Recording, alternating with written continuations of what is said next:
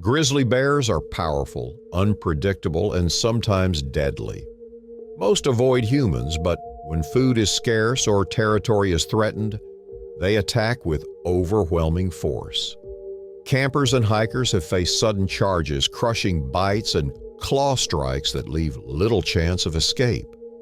Experts warn that bear encounters are increasing as humans push deeper into their habitat. Some survive through sheer luck, others by playing dead or fighting back. But when a grizzly attacks, the odds are rarely in your favor. Here are 6 stories. Black Ridge Island, Alaska, 1997. The cold wind bit at Jake Holloway's face as he adjusted the strap on his rifle. Black Ridge Island was infamous for its grizzlies, and for an experienced hunter like him, it was the ultimate challenge. He and his longtime friend, Mark Callahan, had planned this trip for months, eager for a once-in-a-lifetime hunt. The dense forests and rugged terrain only added to the excitement. The island's history was steeped in danger. For centuries, native Alutiiq hunters spoke of bears so large and cunning that few who encountered them lived to tell the tale. Even modern hunters knew these grizzlies were not to be taken lightly. Weighing over 1,000 pounds and standing nearly 10 feet tall on their hind legs, they were kings of their domain. Jake and Mark had spent the morning tracking a massive grizzly. The fresh prints in the damp soil told them they were closing in. Their guide, an old trapper named Curtis Madsen, had warned them about the risks. He had told them that hunting one of these bears wasn't just about skill, it was about surviving the encounter. After hours of careful pursuit, Jake finally spotted the bear. It was a towering creature, its thick brown coat rippling as it foraged near the base of a ridge. He steadied his rifle, exhaling slowly. This was it. He squeezed the trigger. The crack of the gunshot echoed through the valley, but something was wrong. The bear let out an ear-splitting roar and spun toward them. Jake had missed the kill shot. Instead of dropping, the bear was wounded and enraged. Mark, watching from higher ground, saw the situation unravel instantly. The bear charged. Jake worked the bolt on his rifle, but it jammed. His breath hitched as the grizzly closed the distance in seconds. Mark shouted, but it was useless. The bear reached Jake in a blur of motion. A single swipe sent him sprawling, his rifle clattering to the ground. Mark fired his own rifle, but he was too far away to make a difference. The attack was merciless. The bear tore into Jake with terrifying speed, its powerful jaws crushing bone. Blood darkened the mossy ground as the massive animal tossed him like a rag doll. Mark fired another shot, but the bear didn't even flinch.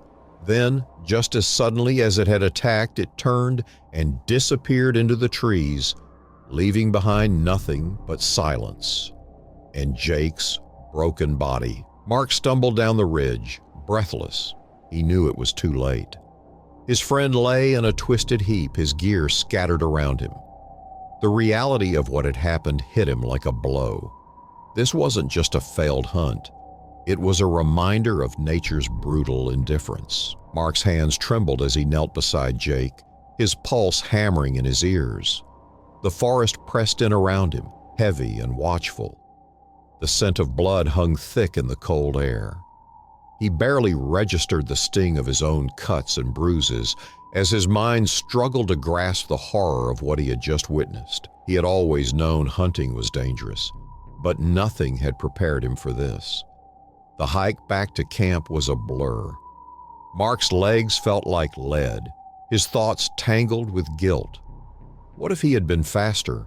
What if he had been closer? The questions circled his mind, but there were no answers. Only the cruel reality of the wilderness. By the time he reached their campsite, dusk was settling over the island.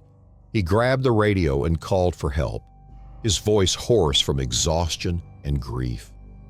The response was immediate. Authorities would arrive by morning, but he would have to spend the night alone. He built a fire, though its warmth did little to chase away the cold dread in his chest. Every rustling branch, every distant howl sent a fresh jolt of fear through him.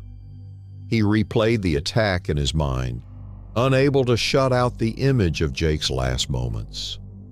The bear's eyes, dark and full of something primal, haunted him. When the rescue team arrived the next morning, they found Mark haggard and sleep-deprived, his face lined with grief. He led them to the site of the attack, where they recovered what was left of Jake.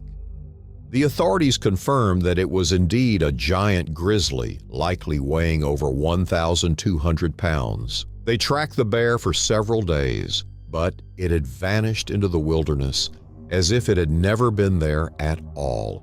Mark returned home a changed man. The thrill of the hunt was gone, replaced by a hollow feeling he couldn't shake. He stopped hunting altogether, unable to lift a rifle without remembering that day.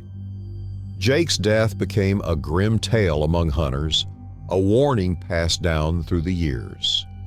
Black Ridge Island was not just a place for sport, it was a place where the hunter could easily become the hunted.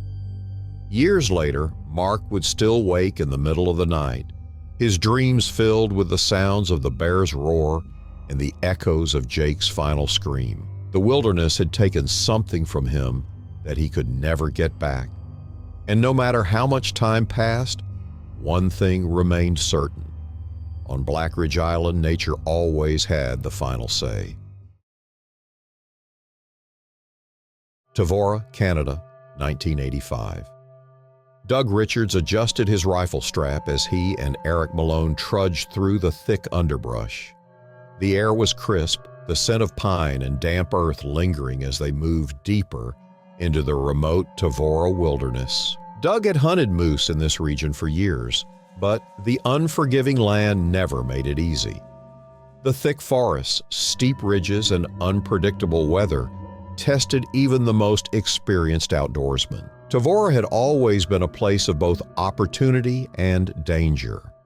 Trappers and hunters had spoken of enormous grizzlies that roamed the valleys, creatures that made even the biggest black bears seem small.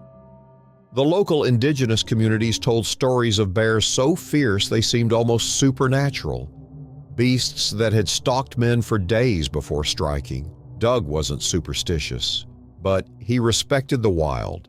He knew that out here, one mistake could mean death. The two hunters had been tracking a moose since dawn, following its deep hoof prints and occasional droppings. Doug estimated they were close. The fresh tracks told him the animal couldn't be more than a few hundred yards ahead. The prospect of a clean kill had them moving quickly, too quickly. They entered a clearing, and that's when Doug saw it. The carcass of a moose, its ribs torn open, its flesh brutally ravaged.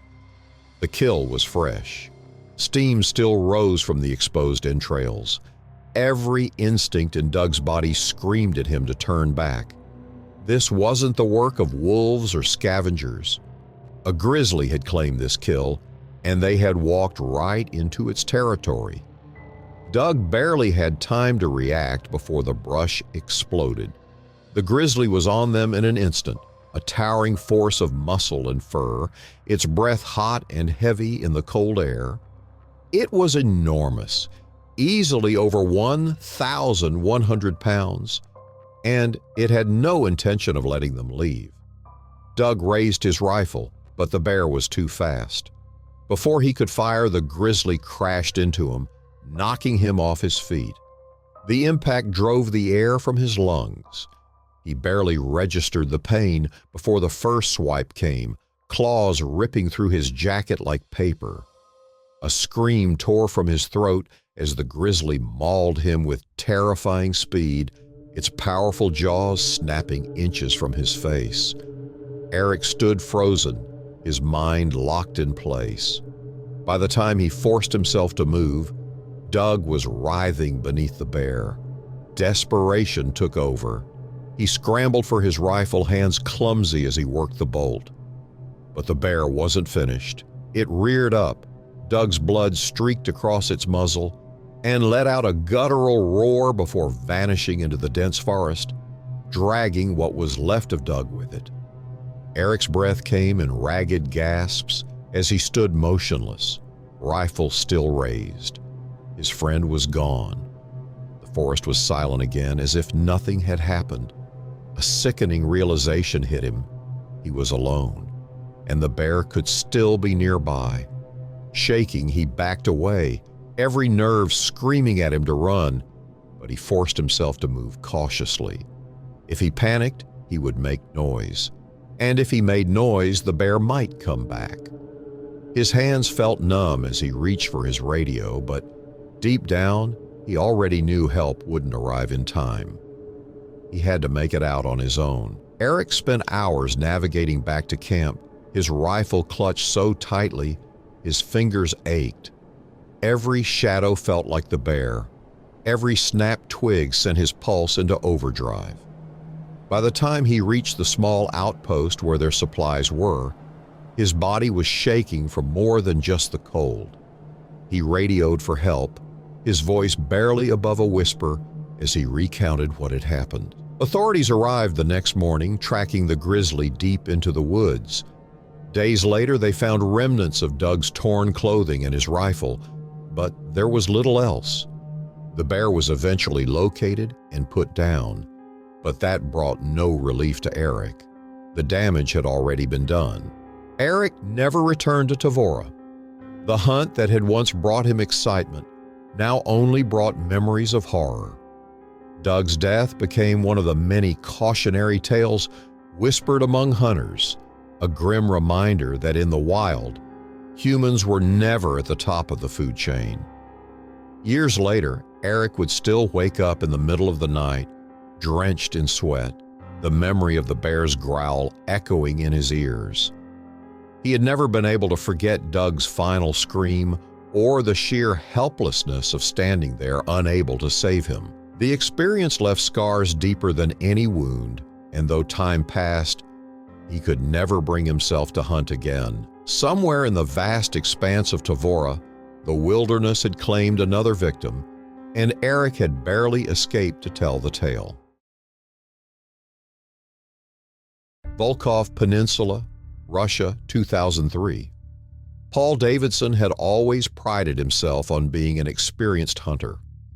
The American outdoorsman had tracked game across North America, but this land was different.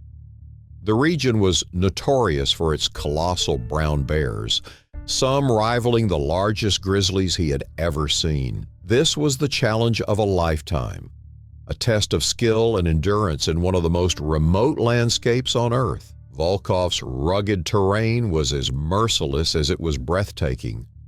Towering volcanoes loomed over dense, seemingly endless forests.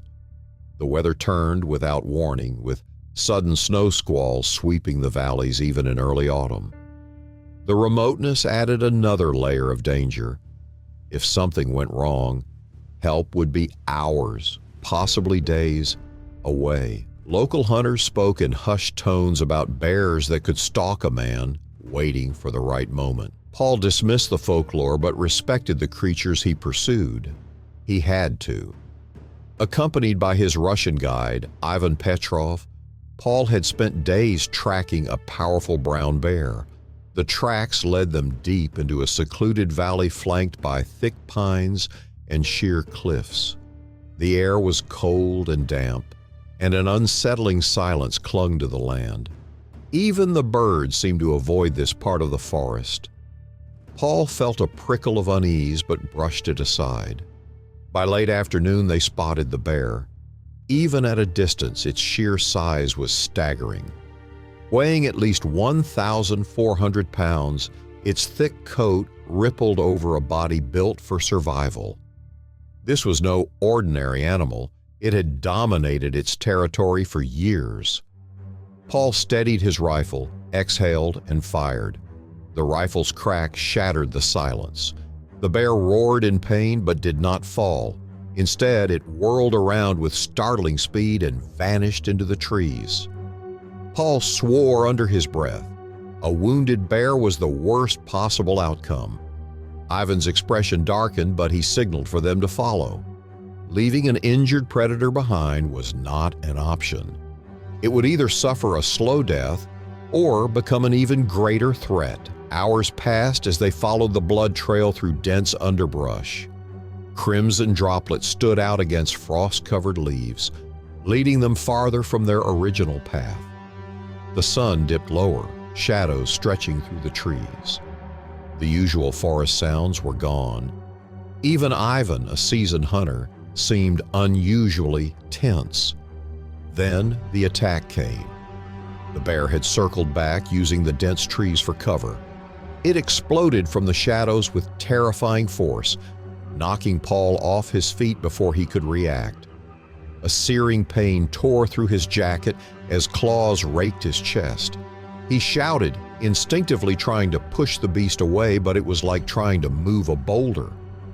The bear's eyes held something more than primal rage, an eerie awareness that made Paul's blood run cold. Ivan fired. The first shot struck, but the bear barely flinched. It snarled, dragging Paul deeper into the underbrush, its powerful jaws crushing his shoulder. Paul's vision blurred, pain turning the world into a haze. He struggled, but his body was shutting down, muscles sluggish and unresponsive. Another shot, then another. Blood sprayed through the air. The bear faltered, releasing Paul before staggering into the brush. Paul lay still, his breath ragged, body screaming in agony. Ivan rushed to his side, his voice urgent, but Paul barely registered the words. Ivan wasted no time radioing for help. They were too deep in the wilderness for a quick rescue, and with night falling, survival depended on stopping the bleeding and keeping Paul warm. They set up camp hastily, using every supply available to stabilize his wounds. Ivan kept his rifle within reach, his eyes scanning the darkness. He had seen men survive bear attacks. He had also seen men fade away before help arrived. The night dragged on. Paul drifted in and out of consciousness, pain blurring time. At one point, movement flickered beyond the fire's glow, but he was too weak to react. Ivan, however, remained awake, gripping his rifle tightly. Even with the bear dead, the scent of blood would draw scavengers before dawn. When rescue finally arrived at first light, Paul was barely coherent as they loaded him onto a makeshift stretcher. The journey back was excruciating. Every movement sent fire through his body, but he survived. Months of grueling recovery followed. His right shoulder would never be the same, and the claw marks across his chest remained as a permanent reminder of how close he had come to death. Paul never returned to Volkhov Peninsula. The hunt had changed him. Bears were no longer trophies. They were reminders of nature's power, indifferent to human arrogance. Ivan, too, never forgot that night. The memory of the bear emerging from the trees, its massive silhouette against the dying light, stayed with him. He continued guiding hunters, but made sure to tell Paul's story. He wanted them to understand a truth few acknowledged. Out here, humans were not the ones in control. Ironwood Wilderness, Montana, 1991. Bobby Tisdale had been hunting since he was 12. He had taken down elk in Idaho, deer in Wyoming, and even black bears in Colorado. But Montana's Ironwood Wilderness was different. Remote, vast, and filled with some of the largest grizzlies in North America, it was a place where even seasoned hunters had to tread carefully. The wilderness stretched for miles, towering pines, steep ridges, and valleys so deep they swallowed the last light of day far earlier than the surrounding plains. The land had barely changed since the time of the early trappers, and every seasoned outdoorsman knew that out here, humans were just another part of the food chain. It was a place where nature dictated the rules, where one mistake could mean never making it home. Bobby and his hunting partner, Chris Lanning, had set out before dawn, hoping to bag a bull elk before the end of the season. They had already hiked nearly 10 miles into the backcountry, their rifles slung over their shoulders.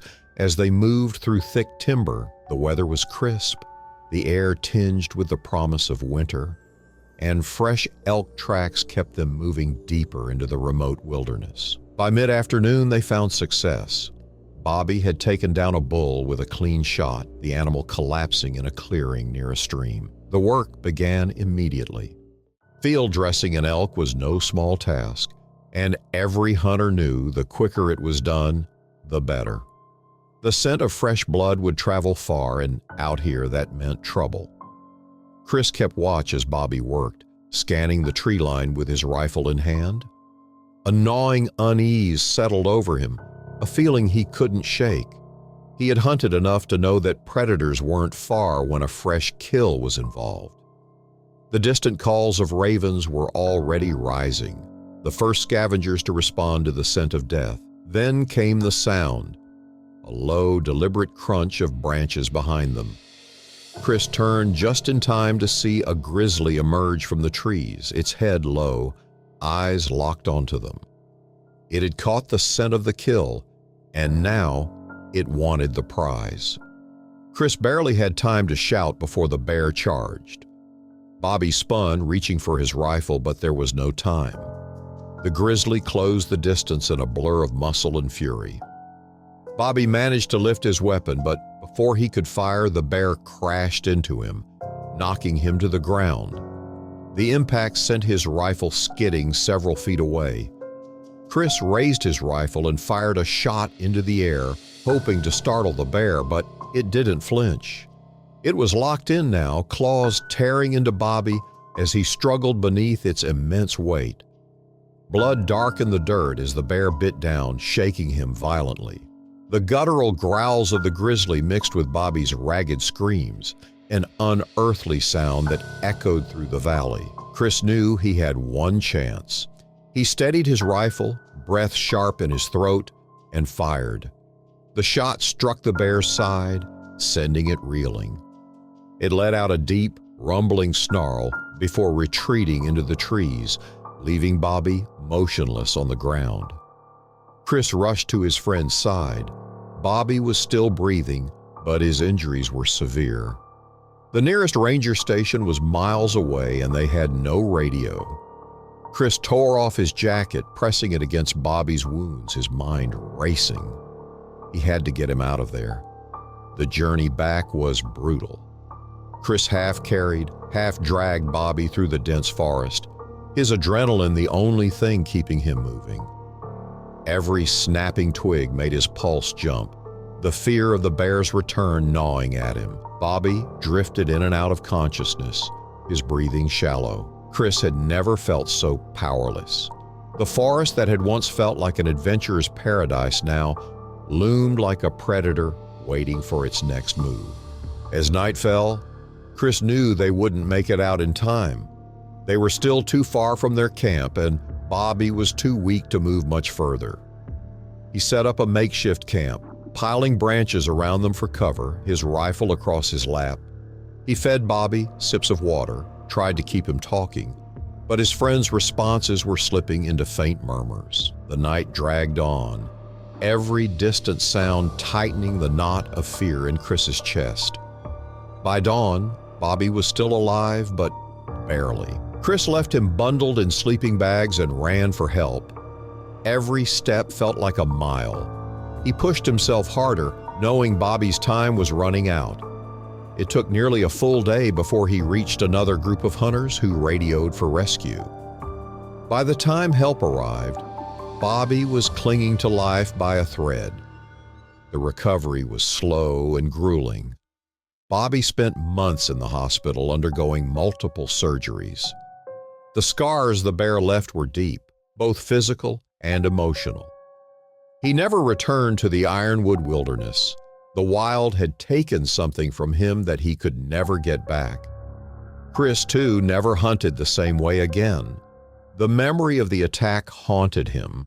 The sight of the grizzly, the weight of his friend's body as he struggled to carry him, the helplessness of those long hours in the woods. It all stayed with him. He had always thought of himself as a capable outdoorsman, but that day had shown him how quickly the wilderness could turn against a man. Bobby Tisdale's story became one of legend among Montana hunters, a warning whispered around campfires. The wilderness was beautiful, but it was also merciless. And when a grizzly decided to make a claim, there was little a man could do but hope to live long enough to tell the tale. Vardrenox National Park, Canada, 1978. Earl Watson had been hunting for over 2 decades, traveling across North America in pursuit of the biggest game. He prided himself on his ability to track, stalk, and kill with precision. But no place had called to him quite like Vardrenox National Park. The rugged wilderness with its dense forests and towering mountains was home to some of the largest grizzlies in the world. It was illegal to hunt them within the park, but that didn't matter to Earl. He had his sights set on a trophy, and he wasn't about to let a few laws stand in his way. His son, Tom Watson, had accompanied him on this trip. At 18, Tom was eager to prove himself to his father, though he had reservations about sneaking into the restricted area. The warnings were clear. Grizzlies in Vardrenox were known to be aggressive, and the ecosystem was strictly protected. Rangers had made it clear that hunting there was both dangerous and illegal. But Earl dismissed the concerns, claiming that the best hunters didn't play by the rules. They had been tracking a herd of elk for most of the morning.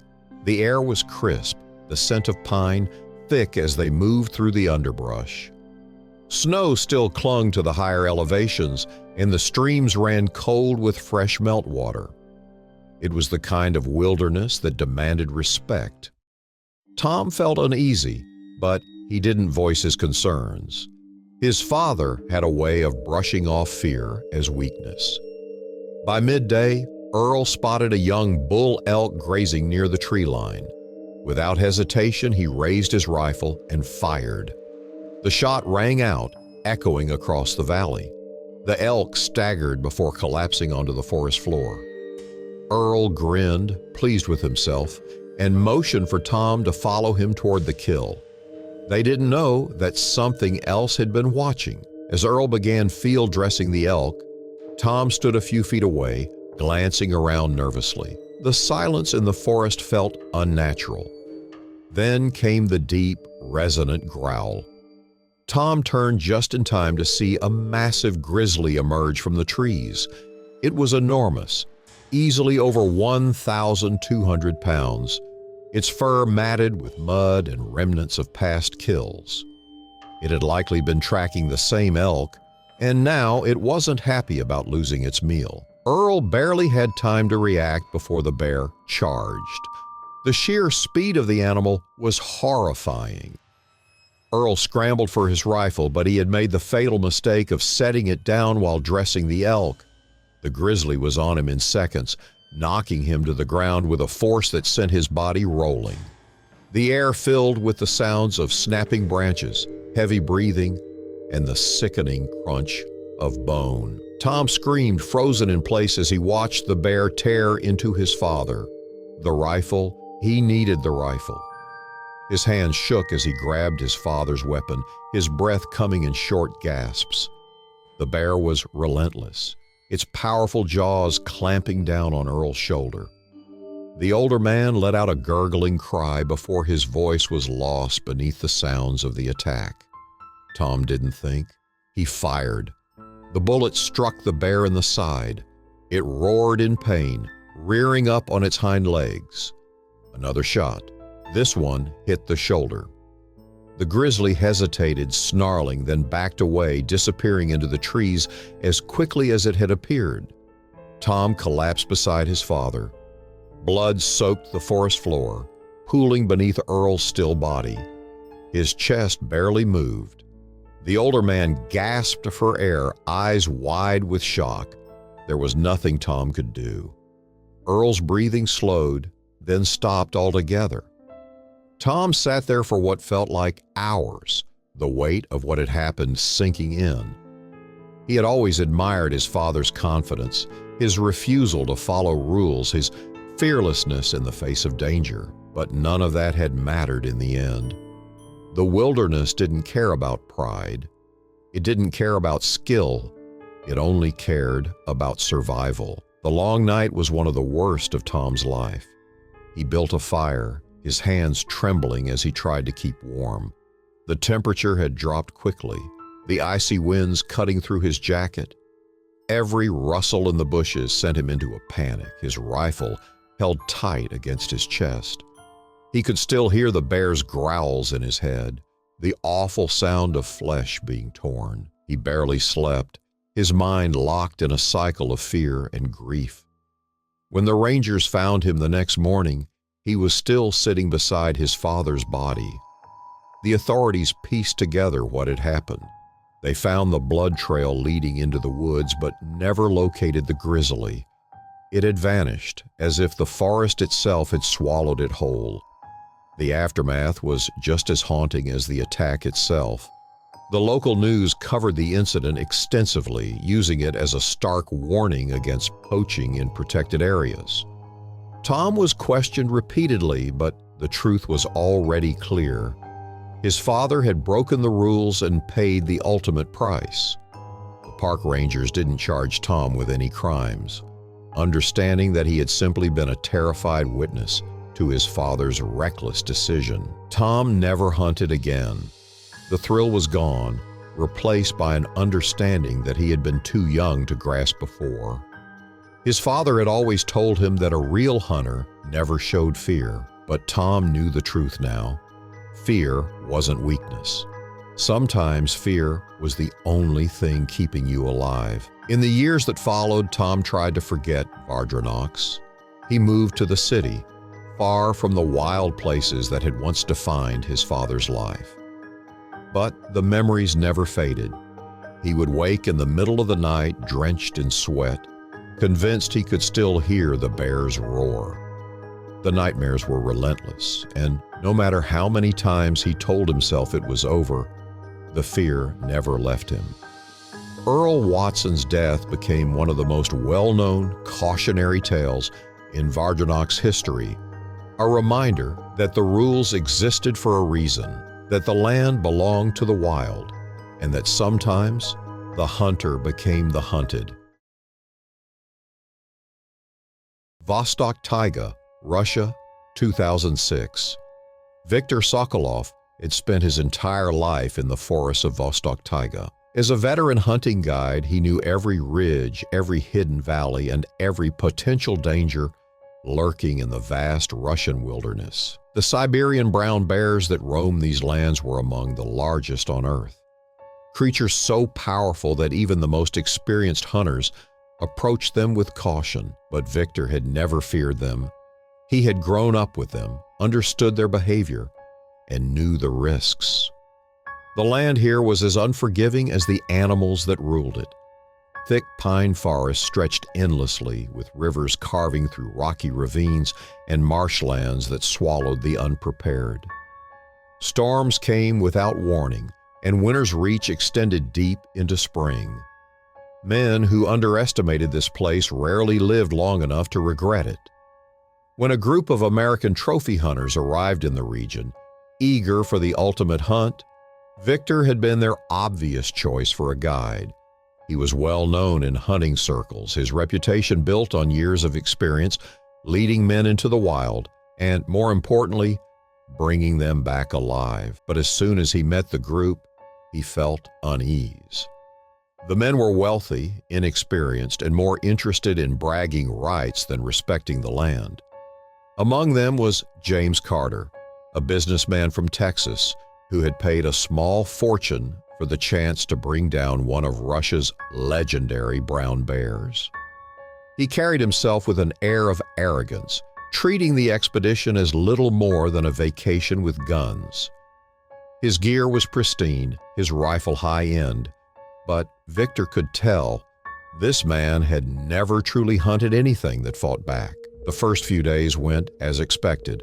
The group moved through the forest, following tracks and droppings, searching for signs of a truly massive bear.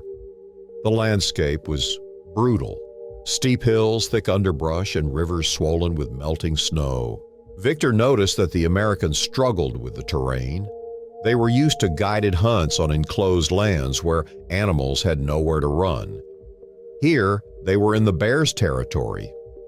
At night, as they huddled around campfires, Victor told them stories of past hunts, of bears that had doubled back on their trackers, of men who had vanished into the trees, never to be seen again. The hunters laughed, brushing off his warnings as mere campfire tales. By the fourth day, they finally had their shot. Carter spotted the bear in a clearing, its massive frame moving through the trees with effortless power. The beast was enormous, at least 1,300 pounds, its fur a dark, thick coat that rippled with muscle beneath.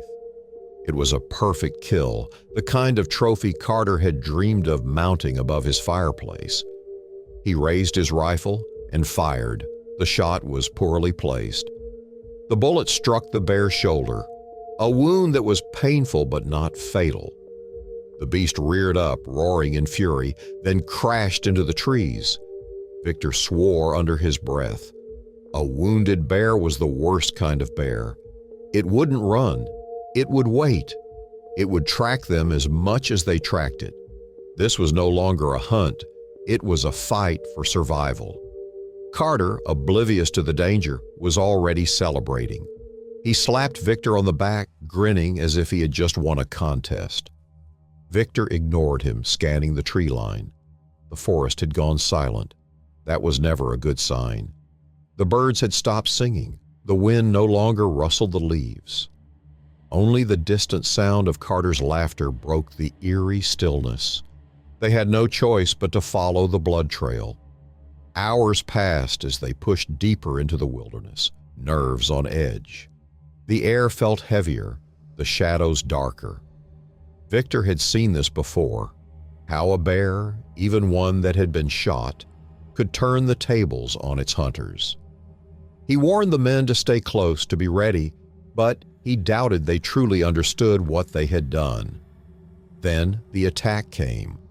The bear had doubled back, waiting for the perfect moment. It exploded from the underbrush, its massive bulk moving with terrifying speed. Victor barely had time to register the blur of fur and claws before it was on him. The force of the impact sent him crashing to the ground, his rifle knocked from his hands. The bear's claws tore into him, ripping through clothing and flesh as if they were paper. He felt the deep, hot sting of wounds opening across his chest and arms. The beast's breath was rancid, a mixture of blood, decay, and raw animal musk. The Americans stood frozen, their rifles useless in their hands. Carter fumbled to reload, his hands shaking so badly that he dropped his ammunition. The other men stumbled backward, their expressions twisted in horror.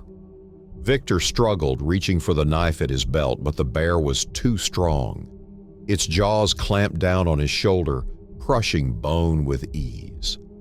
The pain was unlike anything he had ever known. He heard himself screaming, but the sound felt distant, as if it belonged to someone else. Carter fired. The shot went wide. Another. This time it grazed the bear's shoulder, but it did nothing to stop the attack. The beast roared and dragged Victor toward the trees, its massive paws gripping him as if he were no more than a rag doll. The other men finally reacted, firing wildly, their bullets snapping branches and tearing through leaves. The bear vanished into the dense undergrowth, dragging Victor with it. By the time the men regained their senses, there was nothing left but blood and silence.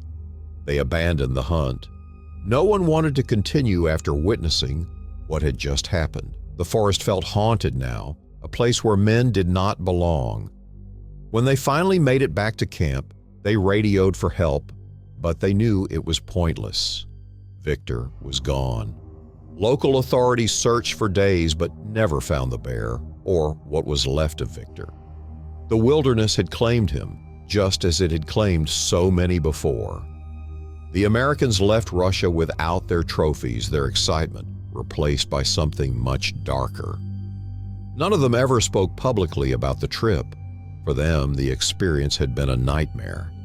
But for the people of Vostok Taiga, it was just another reminder of a simple truth. Out here, the hunter was never truly in control. Weeks after Victor's disappearance, the search teams gave up. But deep in the taiga, trappers whispered of strange sightings, of a figure wandering the wilderness, wrapped in tattered clothes, eyes sharp like a predator. Some believed Victor had survived, that he had become part of the land itself. Others dismissed the tales as ghost stories, the kind told to keep newcomers from getting too comfortable. Yet, even years later, those who entered these forests swore they felt something watching. Not a bear, not a man, something in between. In the months that followed, rumors swirled about the bear. Some local hunters claimed to have seen a massive brown bear with an unusual scar along its side, still roaming the forests. Others said it had grown even more aggressive, attacking logging camps and frightening trappers deep in the wilderness. Victor's disappearance became legend, whispered around fires by those who made their living in the remote lands. James Carter, once a man full of bravado, was never the same. He returned to Texas a different person, withdrawing from his usual circles, avoiding the topic of hunting altogether. His once grand hunting lodge, filled with trophies from past expeditions, now seemed more like a collection of ghosts. He never returned to the Russian wilderness. In interviews years later, when asked about his most memorable hunt, he would always change the subject, his expression dark and distant. Victor's family mourned him, but they also understood. He had lived and died in the wilderness, the only place he had ever truly belonged. The land had given to him, and in the end, it had taken him back. His name was etched into the stories of Vostok Taiga, a cautionary tale of respect, recklessness, and the unforgiving law of nature. For the villagers and seasoned hunters, nothing had changed. They continued their way of life, always mindful of the bears that ruled the land. They knew what the outsiders did not, that the wilderness was not something to be conquered, it was something to be survived.